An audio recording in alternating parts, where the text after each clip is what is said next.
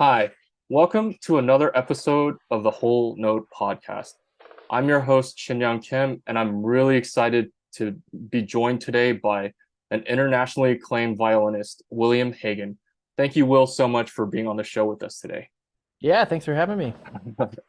Yeah. So, Will, I'm really excited as a fellow string player to talk shop with you a little bit here later on. So, first, you're obviously one of the leading violinists of our generation today.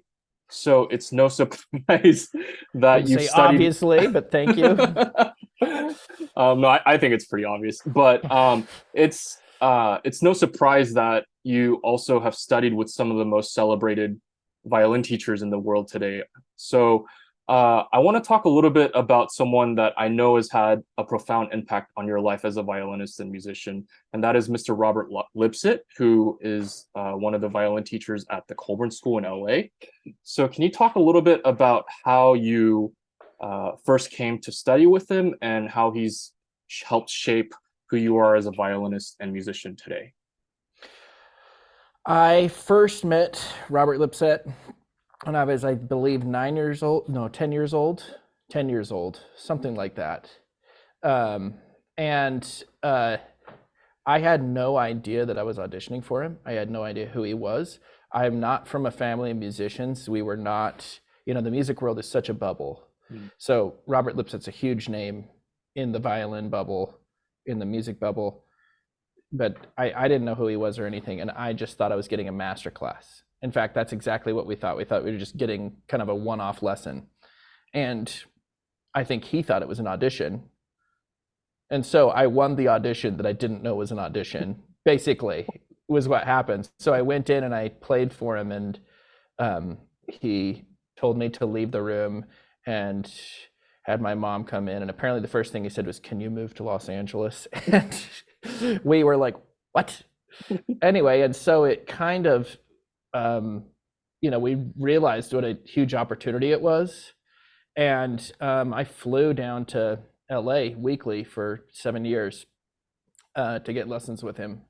The first time I studied with him was, the first place I studied before going to LA was Encore School for Strings, which was that was such an amazing summer camp out in Hudson, Ohio. But anyway, I flew Southwest Airlines every week, and it was, you get that, it's, Colburn, it was such a nice situation. The lessons were covered, and we were really just paying for the transportation, which is still a huge investment, which I'm just eternally grateful to my parents for, but it was made a lot more manageable just because of the support from the Colburn School. Anyway, but 7 years of studying with him, and I could go into detail about his teaching if you'd like. Sure. And kind of what impact that's made. Mm-hmm. I think one of the best things that he does is there's a lot more than just playing the violin when you're on stage. And he teaches you how to bow, which is a big thing. Not how to bow like this is the technique to bow. I mean, like when you solo with an orchestra, it's actually kind of complicated, and you can make a fool of yourself on stage if you don't know how to bow, and how to, if you don't acknowledge the conductor and you just do your bows and leave, that's a bit awkward. And so he just basics like that, basics like how to just conduct yourself on stage. And then as far as the actual playing of the violin, he's so good at just kind of less is more teaching, where he says one little thing and it really fixes a problem. Or he'll sometimes come at a problem for a different angle than I would think to. And of course, it's really hard to demonstrate without any example. But I think also just he's an excellent pair of ears, and he's not an overbearing musical personality. So you really hear individual sounds in his studio, and you're really free to be yourself, which is really I think pretty cool. At least that's what I felt. Maybe not everybody would feel that way, but I really felt a freedom to play like I wanted to play. Of course, there are disagreements every now and then between teacher and student, it's just musical disagreements and things like that. But generally, I think he almost always just had a knack of his suggestion would be an improvement. And I even, Albert and I had lessons with him before, and Albert would come out like, wow, that was really a great lesson, So he's really great. And he's turned into just a really great friend, kind of father figure. And I'd call him to this day, I actually should call him after this, but he's such a warm guy. And I had a great experience musically and personally with him. And studied with him for 7 years and then took a 2-year break to go to Juilliard with Perlman, and then 4 years after that. So it's really like 11 years of study with him. So I'm curious. So that masterclass setting, was that, so no one knew it was an audition? It just was presented as a masterclass, and then he not a masterclass, a lesson. Sorry, I said okay. masterclass. Oh, sorry. Okay. I meant a one. So it was a closed door lesson at the Heifetz studio. It was just me. It wasn't like there was a lineup audition of several people. Sorry, just to clarify. Yeah, it was just a lesson. I thought it was just a lesson. Like, hey, my name's Will. This is how I play the violin. How do you think I could improve? That's basically what I thought it was. Yeah. And he just, I guess, really liked my playing and wanted to teach me. So yeah, you must have left quite the impression early on. So that's really interesting, because you studied with him in your pre-college years, and then you went on to study with him after a 2-year hiatus from studying with him. And I know in the latter years, that's when you were getting ready for the Queen Elizabeth competition in 2015, where you were awarded 3rd prize. So can you talk to us a little bit about that whole process of, starting exactly from the moment that you decided that you were going to apply for the competition all the way up until through the finals, where you performed in the final round of Tchaikovsky concerto, and just talk us through that whole process in the final round, because I know it's a little unique compared to other international competitions. So. For sure. So I think my Queen Elizabeth competition experience really blends together with my whole competition doing experience. And I feel like competitions are kind of like the soloist version of orchestra auditions. And in many ways, they're nowhere near as hard, because you're playing the whole piece through. If you're at Queen Elizabeth competition, it's for a good audience, like a big, well-attended audience. Most competitions, it's for a really sparsely attended, So the Queen Elizabeth is really unique in how well it's attended, and you totally feel like a celebrity when you're there and taking part in the competition. It's just a tradition in Belgium to watch that competition. And so it's a level of classical music celebrity that really hardly exists elsewhere. Yeah. And it's just the most exciting thing ever. The hardest round is the tape round. The second hardest round is the first round. Third hardest round is the semifinal, and the easiest round is the final. And that goes for any competition, because you've got so many people, and there are so many good violinists. And I just found, first of all, it took forever to get into a competition. Your playing matters, your tape matters, but what really matters even more is if they say, past prizes, and if you have a prize. So I think what got me into Queen Elizabeth was winning 2nd prize at Chrysler competition.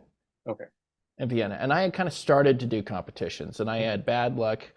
I did like this, or not bad luck. I just, didn't get, I hadn't prized yet. I did a few competitions. I didn't do as many as some people have done. And just before I go on, I just want to say, a lot of people are so anti-competition. Oh, you can't do competition. It's a sporting event and everything. It's bull crap, because you need, I don't know, where else are you going to get a performing opportunity like that? Where else are you going to get a high quality video of your playing, which we all need if we're trying to, you know, get our name out there? You're going to meet people, possible teachers, possible, you know, oh, if I want to study in Europe, there's often a European judge on the jury and everything. So anyway, I think that the anti-competition talk is all valid for obvious reasons, but you can't criticize people for doing a competitions because you get to tour the world, learn repertoire, and do all this stuff. So anyway, I had really bad experiences with competitions and awesome experiences. And anyway, so I got into Queen Elizabeth. Can't remember what other competitions I had just done before that. But anyway, I remember seeing other competitors on the list and thinking, okay, this person is definitely going to place in the top 3. I just don't know if it's going to be first, second, or third, just depending on how the jury hears this person. And then that person didn't pass the prelims. Oh, wow. Or, you know, like the first round. Right. The first, and there were multiple people like that, you know, and that's just how competitions go. So my Queen Elizabeth experience, I play how I play. I think that my level, you can think, oh, I played way better at Queen Elizabeth than I did at this other competition where I got booted from the first round. I'm not so sure.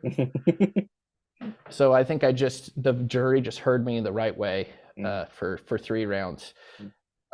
Most competitions, like I said, you go into the first round, you play, and there's nobody in the audience. It's the jury, one mother and child, you know, really intense violinist, young student who wants to go see a bunch of good violin playing, and then maybe your mom, if she's free to come to the competition. And, you know, that would be the whole audience in this like empty concert hall. So not a fun place to perform. Queen Elizabeth, first round, I almost did it, like, I almost gasped when I came out on stage because it was like packed. To hear me play Paganini Caprices in like one movement of the Schubert Grand Duo. I mean, it just, that's pretty amazing. That level of dedication from the audience. I mean, it's really inspiring to play there. And great halls. It's the first 2 rounds were at Flagey in Brussels, which is a great hall. Anyway, and I was really prepared for the competition. You asked to talk about kind of the preparation of the competition. If you want to do well at a competition, at an audition, at a whatever, the most important thing is to just play to your strengths. So like when I applied to Juilliard, I applied with Bruch G minor concerto, and a lot of people would go, oh, that's a student concerto, or that's not the big boys like Sibelius and Tchaikovsky and whatnot. But I think I was able to show my best playing on it, and so it worked.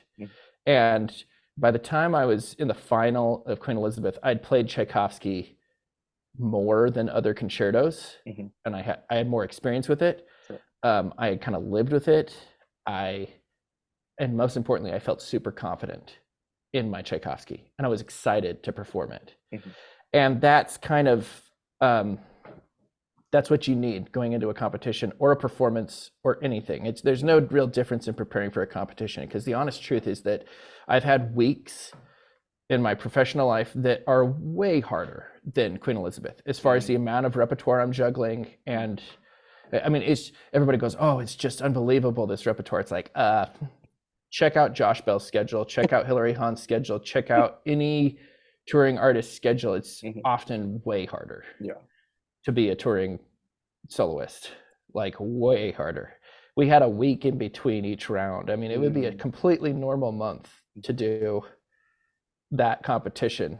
It would be in some ways luxurious, you know. It's not to say it's not hard. It's just to put things in perspective. We often say, oh, it's just the most impossible repertoire list. It's really not. If the object of the competition is to find somebody who's going to be a soloist. Anyway, so I was really well prepared, because I had at Colburn we have performance forum and studio class, and I had done studio class and performance forum. I played my whole program 1,000 times. I did a bunch of, you know, it doesn't matter if you just are playing for one person, but I did public performances of every piece. And so I was not playing anything for the first time. That'll change in the final round, where you have to play a contemporary piece. I hesitate to say this, but I don't think the composer is gonna watch this. It was my takeaway from the modern piece was that Maren Alsop is amazing. She was so great at helping us through that. It was a very stressful thing to have to put it together.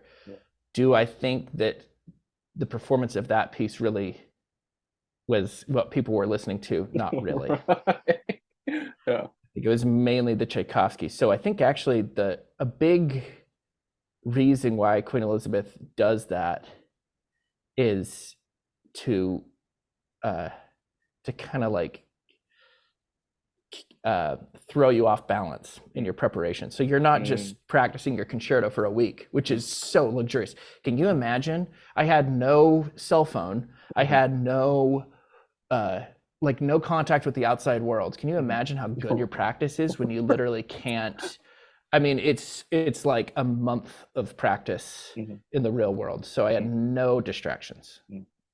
And if you had that long on a concerto, I mean, it would just be, it'd be luxurious. And so I think a big reason why they do that modern piece is, I think sometimes they're doing commissions and things like that, and that's exciting.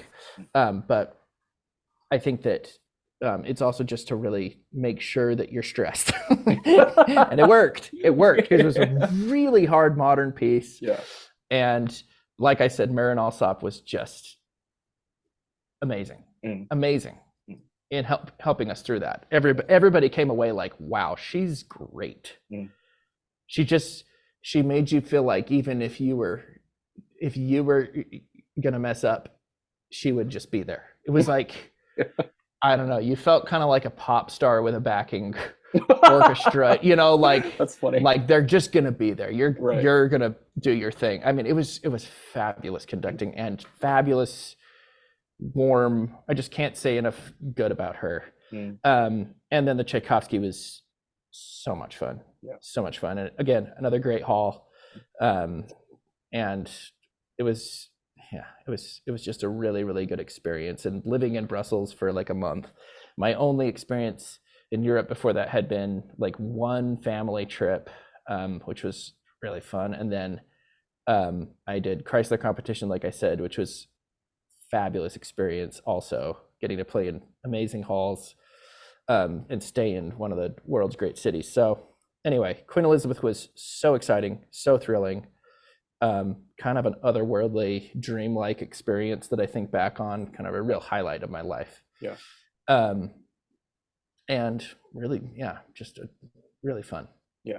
Well, and just kind of going back to the final round, because like you said before, when you make it, they start taking contestants to the chapelle where they're isolated, right? Yeah.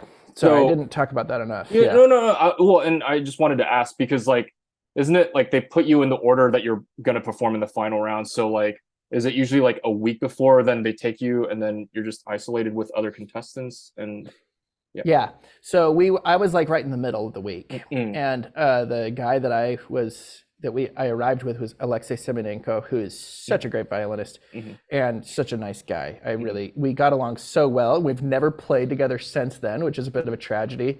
I also all of the finalists have gone on to do exciting. I mean, the lineup was amazing. Yeah.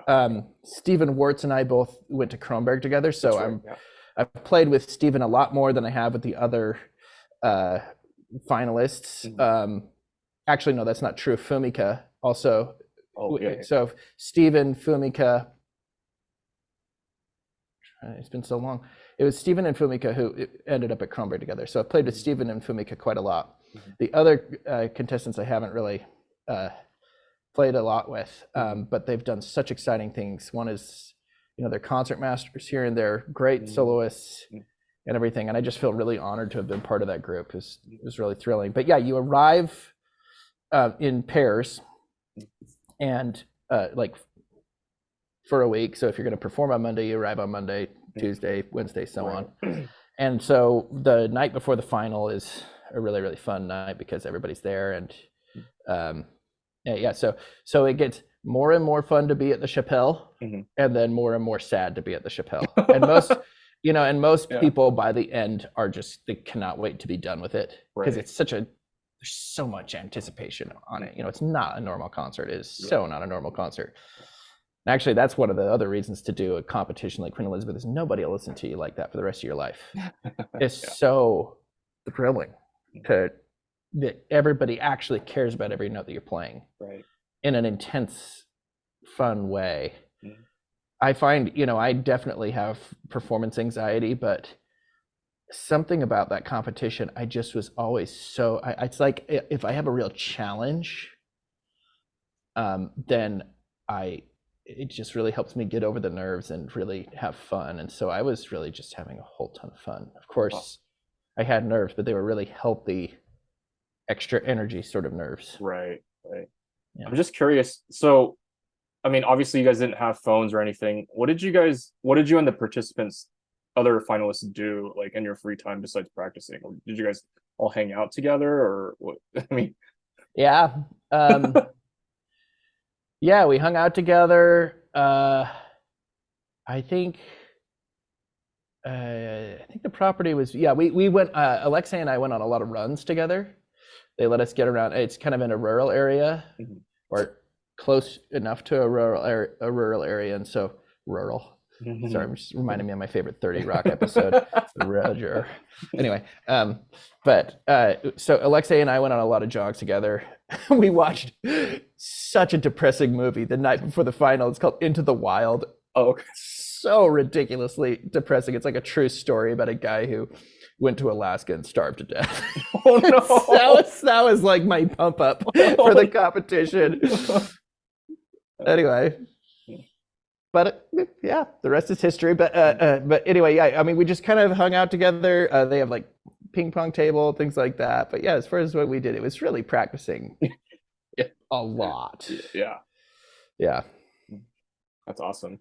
And so you kind of touched on this next subject a little bit in terms of programming, because I think what you said about like picking music that you're really, that shows your best is really important. But I'm curious of your method to madness when it comes to just recital programming in general, because last year when you and Albert was the first guest, so shout out to Albert if he's listening. Yes. But you guys came to Oklahoma and gave such a wonderful recital. But one of the things I noticed in that recital was just how diverse and how you covered so many bases with your programming, or with that specific program. And so I'm curious as to what your strategy is for programming a recital, and if also the pianist that you're working with for that recital plays a role in the pieces you pick for that particular program. I think programming is really hard. It gets really complicated if you care about your audience. I think it's really boring to go to a recital. I think there's a time and place for this type of recital. Wigmore Hall, which is kind of a place that you go to be a music nerd. If somebody's playing all three Brahms sonatas, that's the place to do it. Sure. Yeah. I don't think it's that exciting to hear three sonatas, same time period, same number of movements, same basic length. Yeah. It gets really boring. Yeah. So I try to have variety in how long the audience is waiting in between applause moments. I try to have variety in terms of the number of movements. So basically the number of chapters in the book of but right. Seriously, I think about it that way. Yeah. So because three movements, no matter the length, feels very different than four movements. Yeah. Feels very different than a one movement piece. And then of course you want to play your favorites, but you also don't just want to always do meat and potatoes. So it gets really complicated, but there is such a incredible wealth of violin repertoire. Yeah. We have so many great pieces. Pieces that are very hard to program are like Brahms' First Sonata, because it's 30 minutes long and all 3 movements end quiet. Oh. And I know that sounds ridiculous, but I try to just think about, I often think about, if my family were coming to this concert, would they get bored stiff? And I think it's something that we, in the music world, like, I think there are people that are amazing at programming, like really amazing at programming, and I've learned a lot from them. But you have to think about, on movement 3 for the second time, whether that movement 3 is going to be different enough or exciting enough that somebody's still going to be listening to you. You know what I mean? Yeah. So if we heard first movement, slow movement, scherzo, and then a finale twice. Yeah. I bet everybody, if it's not the best playing of all time, and even if it is the best playing of all time, still kind of, it's not the most exciting. So that's kind of my approach. Oh, and you asked if the pianist plays a part. Yeah, it's really hard. Albert, as you know, is the nicest person on planet Earth. Like, he's so nice to a fault. Yeah. And so he is such a yes man to me. He will just say, oh yeah, sure. Oh yeah, sure. But finally, after many years of playing together, he started saying, you know, I say, what do you think about this one? Yeah, I think I'd rather play that one. And I love hearing that from him. Yeah. And it's nice to start out with, this is our piece that we desperately want to play in the program. And then we're going to build out the program around this big kind of circle in the middle. You know, this is the piece we want to play. So Schumann's Second Violin Sonata is like a total desert island piece, and it's just amazing. It's 33 minutes long. So that's a hard length. It's really long, and it's hard to put another thing on the half with it. And it's also incredibly dark and really requires a lot of the audience. So anyway, those are all things to think about, but it's a fun problem to have. Yeah, that's actually really interesting, because I mean, I've heard of people talking about, you know, try to be diverse in terms of like the period of the composers, like when you program recitals, but I don't know if I've ever heard anyone talking about like being diverse in the structure of each piece, which I think is actually, like what you were saying, is a very underrated component in programming, because at least for you guys, you violinists, you guys have such a wealth of different, you know, forms and pieces. So I think that's really awesome. Speaking of that recital that you guys did in Oklahoma last year, one thing I noticed in your playing, Will, specifically, was just how you were able to bring about so many different colors just from your bow, which I think in some ways is kind of become a lost art, only because I think with all the recordings and, you know, just how everything is so digital now, a lot of string players, personally speaking, I feel like are very left-hand oriented and thinking or prioritizing the intonation over everything, which, I mean, of course, I think intonation is obviously very important, but I think if you listen to a lot of the old masters, you know, their bow and the colors that they were able to draw were so unique, and you clearly present that so well. So can you talk a little bit about your philosophy behind the bow and how you approach, you know, drawing all the different colors that you get so well? Thank you so much. First of all, it's very nice. I'm actually going to, well, I have a bit of, not a retort, but kind of I would come back at what you said with the old masters and say, of course, I hear you, but nowadays we have people that are using the bow and getting colors out of the instrument that are incredible usage of the bow. I could go into specifics, but just, I don't know, you get somebody like Tabea Zimmerman on the viola, you get,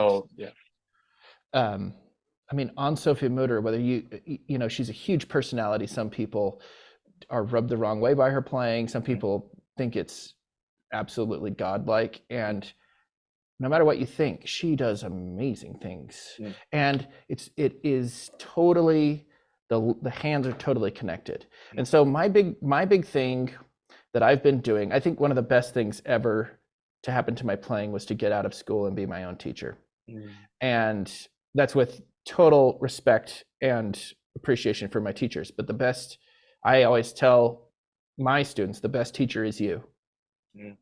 You're always going to get the best result if you're playing how you want to play. So your teacher can hopefully point you in a direction to be inspired to try something new or that, but your teacher is not you. And your teacher doesn't know how you actually want to hear the piece. They can maybe challenge how you want to hear the piece and all that, but it's my playing has improved the most when I've thought, this is really how I want to hear it. Usually from a imagination sort of place / how would I sing it? And then it's just really tied together. The vibrato and the bow are so tied together. And if you treat, it's kind of, the bow and the vibrato should help the phrase, not hinder it. And the phrase almost 100% is structured around downbeats. And if your downbeat gets no vibrato and your second beat, which is not an important beat, gets a ton of vibrato just because you hit a second finger or a third finger, and your second beat gets a huge accent because it's on a down bow and for no other reason.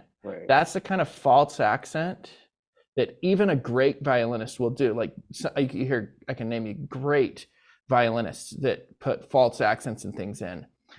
And I just keep, every performance, I'm challenging myself to do fewer false accents, to prioritize the right note. Here's the note that I want to show. Mozart's like the most simple and kind of clear composer to practice this on, because he has phrases begin and they're almost exclusively shaped with downbeats. And then they end with very clear punctuation. Question mark, period, exclamation, ... There's really clear punctuation. And so I hate to sound so left-brained about it, but it really can get quite analytical, but it's not analytical from like a laboratory sort of way. It's like all the imagination in the world, and it's so much fun for me to practice like this. So if I've got a question in Mozart, it really informs what my bowings, down bow or up bow. It informs a question mark should start probably with a faster bow speed than it ends. And the vibrato can kind of, if you flutter a little bit at the end, just think of what your voice does. Anyway, so this is a very long response, but you were asking how I'm, how I think about the bow. I think about the bow and the vibrato really together. If the math works, the physics work, then the phrase works really well. And once you create a habit of vibrating the right beat, accenting the right beat, which almost nobody does, so few people do. If you really practice out the false accents, then you can be comfortable and improvisatory within that, which is really great to listen to. And rather than listening, we're taught to worship. There's such hero worship in classical music.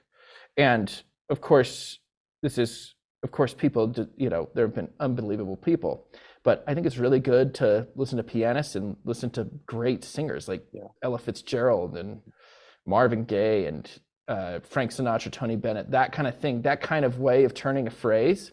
And you can disagree with how they sung their phrase or how they, how the pianist played the phrase, but you can hear the way that this is the important word, this is the important note, this is the important thing. And if the proportions are not right, if the important note doesn't get more vibrato or no vibrato, if there's not a vibrato contrast and a bow contrast, it's no longer an important note, it's just another note that happened. And it's really hard to over exaggerate things when you're an instrumental musician. When you're not using words, it's really hard to overdo it. You listen to somebody like Janine Janssen, she's so expressive. So talk about bow control, talk about bow skill. Yeah. I think she's incredible beyond belief. Her Bach concertos are just like the grace and the fluidity. I mean, it's just absolutely gorgeous. But she, you know, it's obvious what her intention is, what her emotion is. And it's obvious which note is more important. And there is difference in the importance of notes. Anyway, that's kind of my nerd out, but I really think in downbeats. I really think in rhythm, you know, just basic rhythm, because it drives me crazy when I'm listening to a new piece and I can't hear where's the downbeat, where's the upbeat. If you don't hear the rhythm, you know, a metronome is a very expressive friend. It's not the metronome should not be punitive. It should be like an invitation to imagine. You know, I think it's good to turn on the metronome and try to play more expressively than without it. Right. That's the goal. And then you turn it off, because there's rarely, unless the composer marked tempo marking, there's rarely anything to be gained from not doing it. And if you practice a true rubato with the metronome, so you get comfortable not arriving on this beat, but arriving on the beat that matters, that's fun to listen to. It was really interesting. I played with Radosh, the pianist Radosh, and we were playing Schumann, and Schumann, he was saying we just need to, you know, he kept talking about really feeling free, and if it's too metronomic, then it's no longer interesting to listen to. And he's so right. Like Schumann especially, just such swirly music. Anyway, and I thought he was all over the place rhythmically, because he was just like, whoa, where's the note gonna fall? And then we were like, what's the metronome marking on this movement? And we turned on the metronome, and he played exactly the way he had been playing. No change in the style, still that the ridiculously free and imaginative playing. And he was landing on every downbeat. And I was like, wow. Oh my gosh, that is awesome. And you listen to like Leon Fleischer, Argerich, Horowitz, great violinists, of course, too. I mean, just really, but the confidence in your rhythm is really, really essential for the audience. For somebody hearing a piece for the first time, who doesn't know that it's in 4/4 or 3/4 until you start, you know, it's really helpful. So anyway, just the best way for me to practice is to think, how could I, what's the, like, beyond belief, the absolute way, what's the way this goes, the perfect way this phrase goes. And of course that changes every time I come back to the piece, but like, what's the absolute best way I could play this if I were the best violinist that ever lived, that kind of thing. And then you make your hands do what you want to hear. And by doing that, you have to learn new stuff. You have to learn new stuff.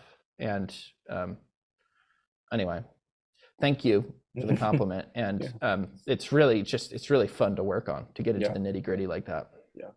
Well, and I'm glad that you kind of retorted in terms of what I was saying, because I was thinking more like the younger generations seem to be fixated on the intonation and the left hand more than the bow. I mean, of course, the Anne-Sophie Mutters of the world, they're obviously still very So I'm glad that you clarified with that. And thank you so much for that.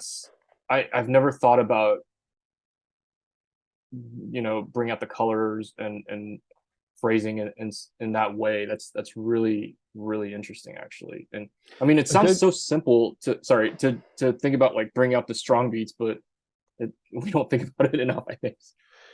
It's just funny. It's silly to me that I tell my students this all the time.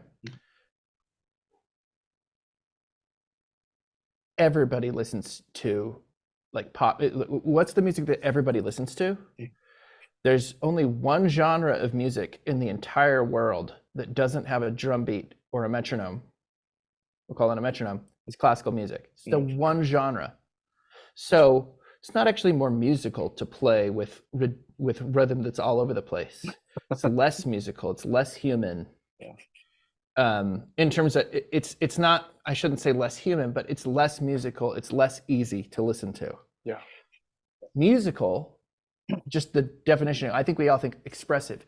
Well, yeah, but like if nobody can tell where the word begins and ends, if you didn't have any punctuation in your speech, nobody could understand what you're trying to say. Yeah. And the same thing goes for if everything is just a downbeat and there's no difference in how I say the sentence and everything's a monotone, there's nobody would ever get any emotion from what I say except for the words. And we don't have words. So if you're playing in a monotone, it doesn't matter how glorious your sound is or how great your vibrato is.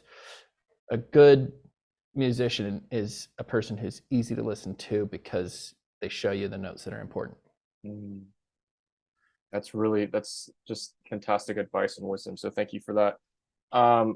Moving forward, so obviously I can tell from your concert schedule that you really prioritize chamber music. And obviously, you play with Albert a lot, and Albert in the first episode shared his enthusiasm for chamber music and the spirit of chamber music.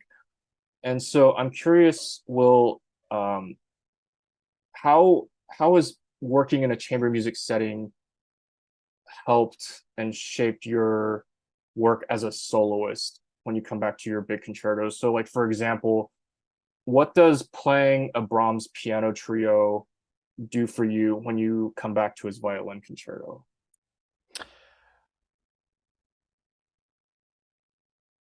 It's not that different. It's really not very different at all, especially piano trio. That's really very soloistic playing for all three. What's interesting about Brahms concerto is that you're very rarely in control of the melody in the concerto. You often, the melody is below, it's obvious, and it's there. The themes and the melodies in Brahms concerto are not really what make it that great. It's the drama that's created by playing kind of like the solo part gets to do on top of the melody and everything. So of course there are places where the violin has the melody, but more than other violin concertos, in Beethoven concerto and Brahms concerto, those two concertos, you're really often a soloistic second voice. Yeah.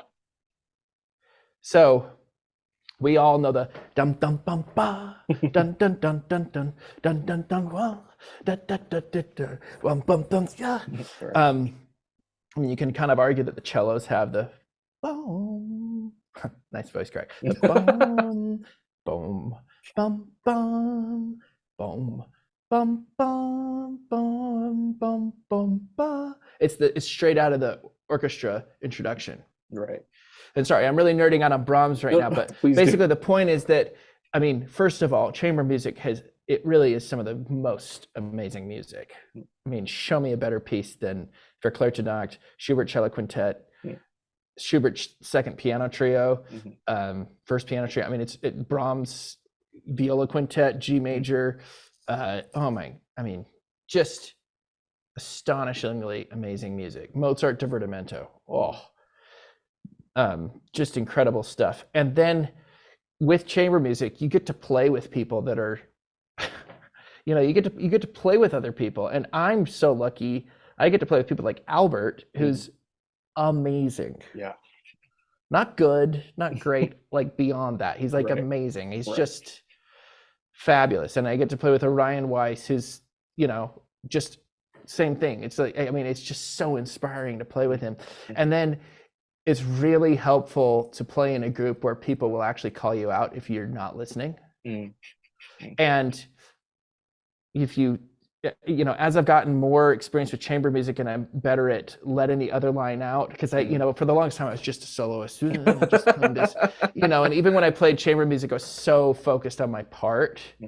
It's actually, you're a much better concerto player when you know when to back off. And when you just, there are times when you need to be listening to somebody. You need to be talking to somebody.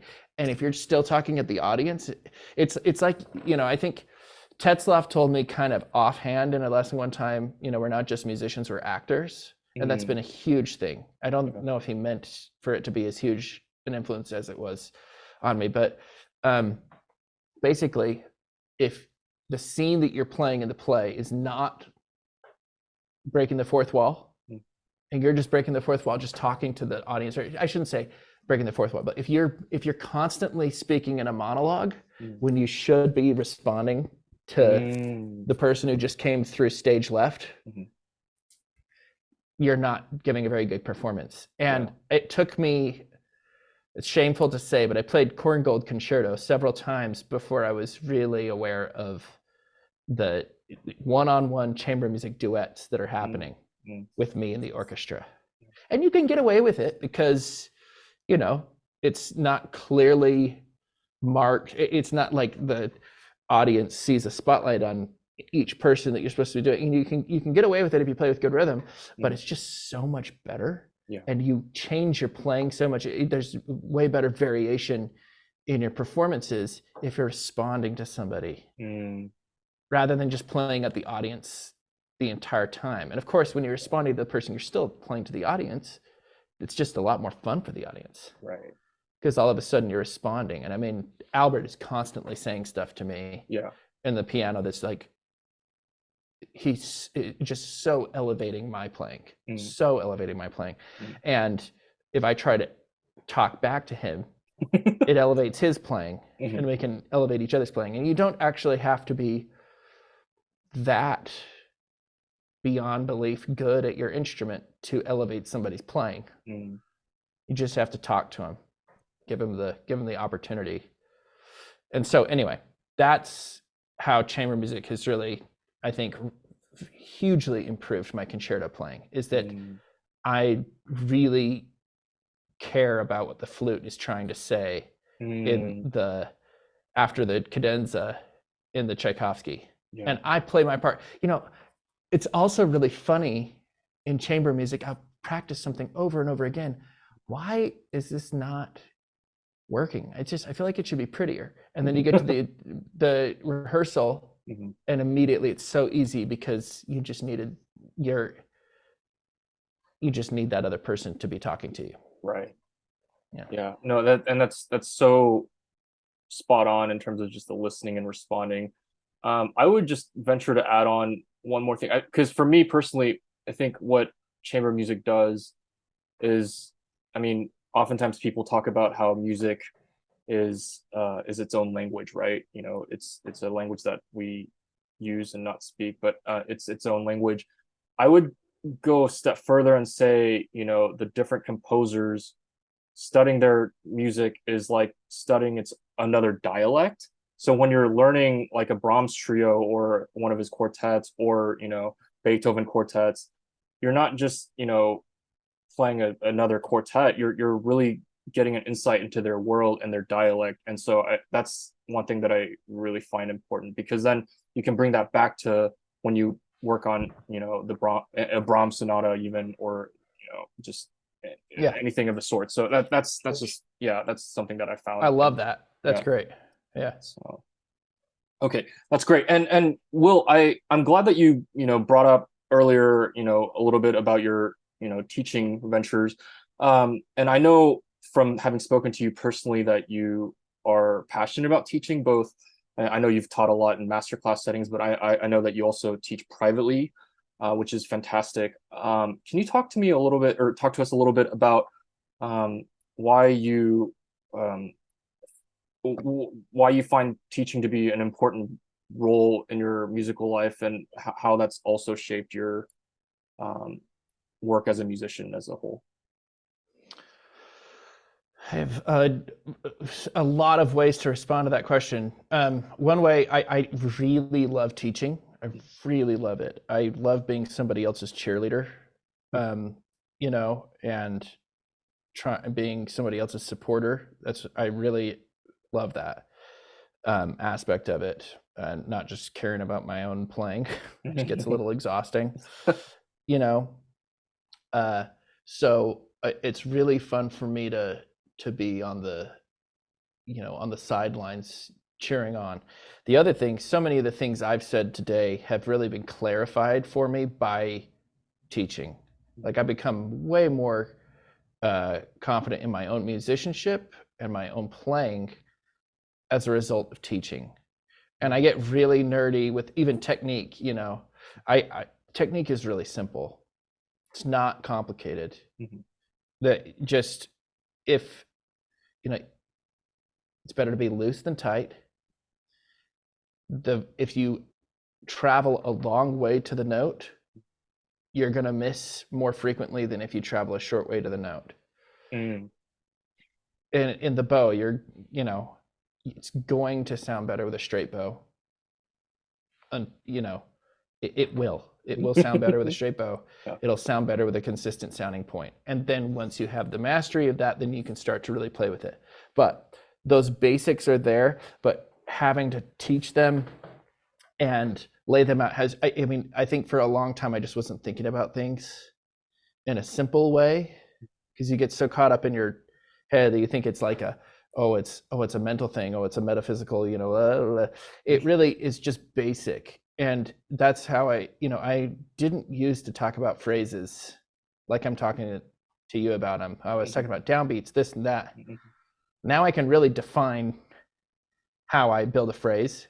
And basically, if somebody says, why did you do that? I always have a reason.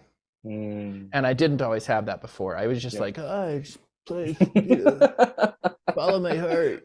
You know, just kind of like, and I didn't have, and I think studying with Tetzlaff was really good for that, because he is somebody that he's of course instinctual. He's not playing entirely just, oh, I, you know, studied this and this is what I'm doing. No, he's improvising, is all that. But if you ask him, why'd you do that fingering? Why'd you do that bowing? Why'd you vibrate that? You know, he has a reason that he can tell you, and that's been a huge thing for me.